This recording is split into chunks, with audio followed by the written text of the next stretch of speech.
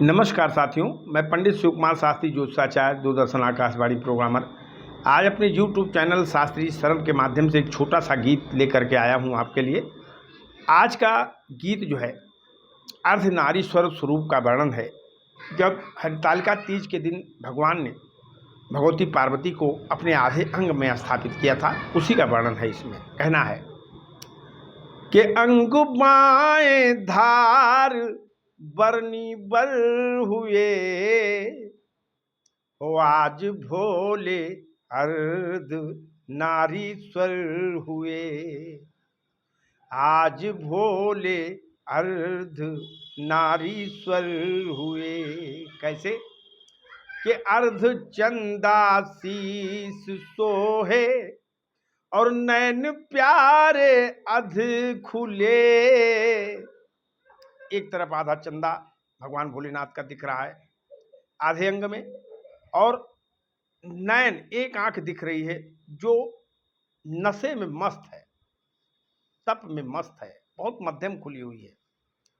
ये शिव का स्वरूप है आधे अंग में कि अर्ध चंदा शीस सोहे और नैन प्यारे अध खुले और अर्ध तन बाघंबरी है और अर्ध तन सारी खिले। आधा तन में बाघंबर दिख रहा है और आधे तन में बड़ी सुंदर सी साड़ी दिख रही है। देखिए रूप का कैसा विचित्र जो है दर्शन हो रहा है। तो अध प्रदक्षिण रूप परमेश्वर हुए। माँ को आधे अंग में धारण करने के बाद भगवान भोलेनाथ की प्रदक्षिणा आधा होने लगी। अर्ध प्रदक्षिणा से युक्त हो गए। उसी दिन से भगवान भोलेनाथ की जो परिक्रमा होती है वो आधी होने लगी। तो अध प्रदक्षिण रूप परमेश्वर हुए और आज भोले अर्ध नारीश्वर हुए।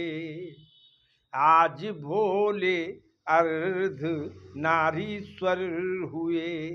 और मैना की मनहारी प्यारी अरे बालिका हर्षा गई।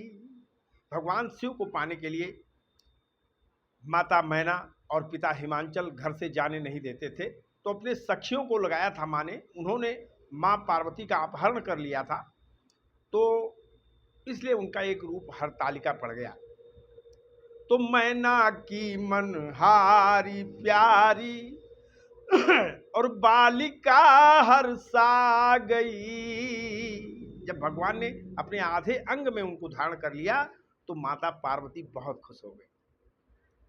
तो मैना की मनहारी प्यारी अरे बालिका हर्षा गई और अपने सखियों संग वो हरतालिका घर आ गई। जब लक्ष्य पूरा हो गया, भगवान शिव ने वचन दे दिया कि तुमसे विवाह करूंगा, तो वो अपने सखियों के साथ फिर वापस आ गई। इसलिए उस दिन कजली तीज को हरतालिका भी कहा जाता है। तो प्रेम में प्यारी धरा अंबर हुए। आज प्रेम का एक प्रतिरूप बन गया, एक धरा के रूप में, माँ का स्वरूप गौरा का स्वरूप धरा के रूप में, और भगवान भोलेनाथ का स्वरूप जो है अंबर के रूप में यानी आकाश के रूप में, अर्धनारीश्वर बन गया। तो प्रेम में प्यारी धरा अंबर हुए और आज भोले अर्ध नारीश्वर हुए।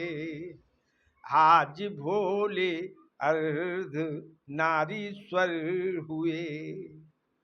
कहना पड़ा लास्ट में कि जो पिता के घर सरल तन त्याग के मांगा सती।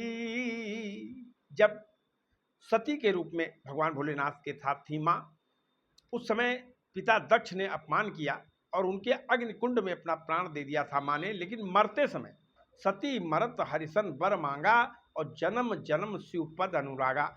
वहाँ माँ ने जब तक जिंदा रहूं या जब तक जन्म मिले भगवान भोलेनाथ ही मेरे पति हों, ऐसा वरदान मांगा था।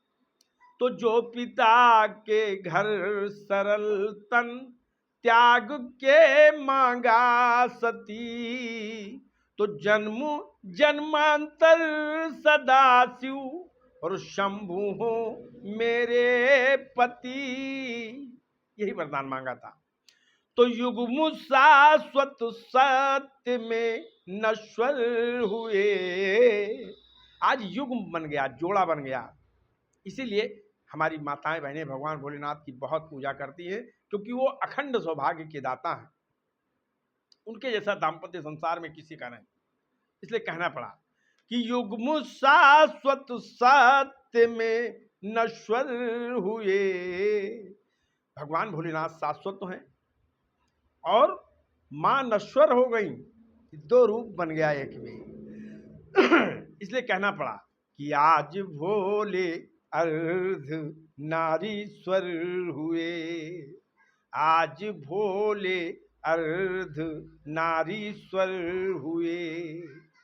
तो अंग बाएं धार वर्णी वर हुए, अंग बाएं धार वर्णी बर हुए। आज भोले अर्ध नारीश्वर हुए, आज भोले अर्ध नारीश्वर हुए। जय जय सीताराम साथियों, हर हर महादेव। आज हमारी इस रचना को आप सुनिएगा, निसंदेह आपको भगवान भोलेनाथ और माता पार्वती की कृपा प्राप्त होगी। हरि ओम शरण।